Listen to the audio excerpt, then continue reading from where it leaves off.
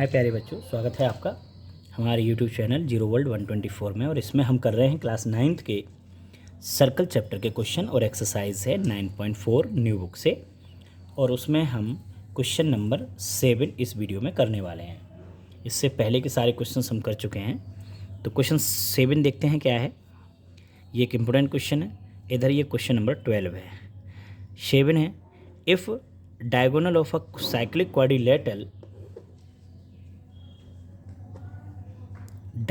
Cyclic quadrilateral are diameter of the circle through the vertices of the quadrilateral, prove that it is a rectangle। ये कह रहे हैं कि यदि मान लो कि जो डायगोनल होते हैं किसी भी साइक्लिक क्वाड्रिलेटरल के, वो डायमीटर हैं किसी सर्कल के, तो आप प्रूव करिए कि वो एक रेक्टेंगल होगा। मान लेते हैं कि ये एक सर्कल है और इसका एक डायमीटर ये है और एक डायमीटर ये है।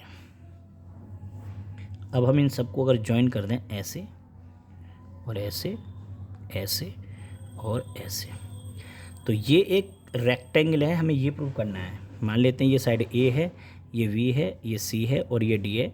तो हमें ये पता करना है कि ये ए बी सी डी एक रेक्टेंगल है। ये प्रूव करना है। सबसे पहले गिवन है यहाँ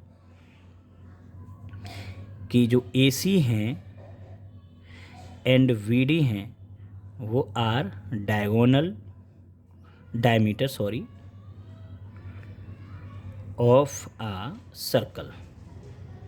ये हमें पता है कि ये डायमीटर है। और ये जो फिगर है वो साइक्लिक क्वाड्रिलेटरल भी है। ये खुद ही कह रहा है कि साइक्लिक क्वाड्रिलेटरल है, ठीक है ना। और अगर ये साइक्लिक क्वाड्रिलेटरल है तो हमें ये पता है कि ए और सी का सम 180 होता है, बी एंड डी का सम 180 होता है। फिलहाल if the diagonal of a quadril ये हो गया। So A B C D is a cyclic. और अगर ये साइक्लिक है तो angle A plus angle C की वैल्यू 180 होगी, क्योंकि साइक्लिक क्वाड्रिलेटरल में अपोजिट एंगल्स का सम 180 होता है, 180 होता है। तो ये हो गया equation 1। Same as angle B plus angle D की वैल्यू भी 180 होगी, ठीक है। अब नाउ लेकिन हमें पता है कि ए सी, अगर हम केवल इतने फिगर को देखें तो ए सी डायमीटर है। अगर ये डायमीटर है तो ये फिर 90 डिग्री का एंगल हो गया, क्योंकि ये बन गया सेमी सर्कल। इधर का हिस्सा सेमी सर्कल हो गया और सेमी सर्कल में बना हुआ एंगल कोई भी 90 डिग्री का होता है, ठीक है। तो इसलिए जो एंगल बी है या ए बी सी है वो 90 डिग्री का है। ये वाला एंगल 90 डिग्री का होगा। सिमिलरली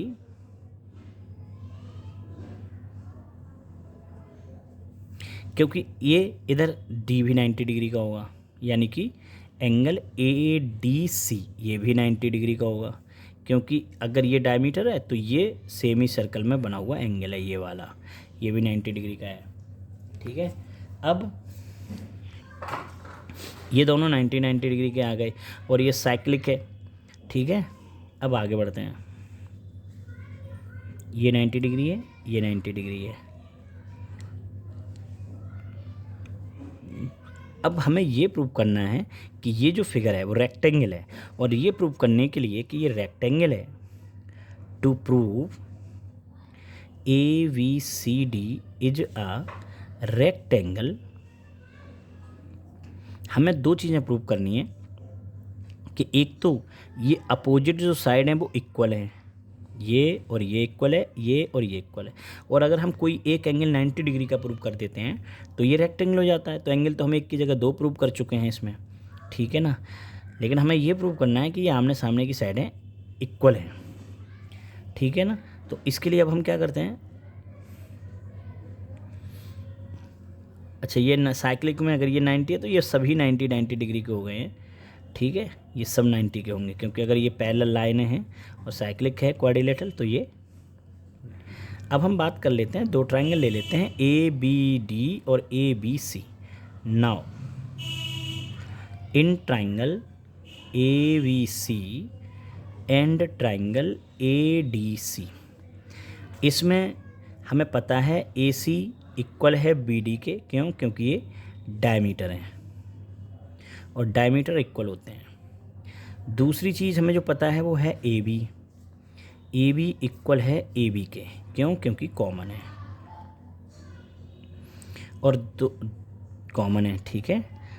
इसके अलावा ये वाला एंगल इक्वल टू है इस एंगल के, and angle A B C equal to 90 degree का है, ये 90 का। ऐसे ही एंगल बी ए डी भी 90 डिग्री का है, ठीक है ना, ईच 90। इसका मतलब ये है so triangle A B C is congruence है ट्राइंगल ए बी डी के, ये दोनों कॉन्ग्रुएंट हो गए।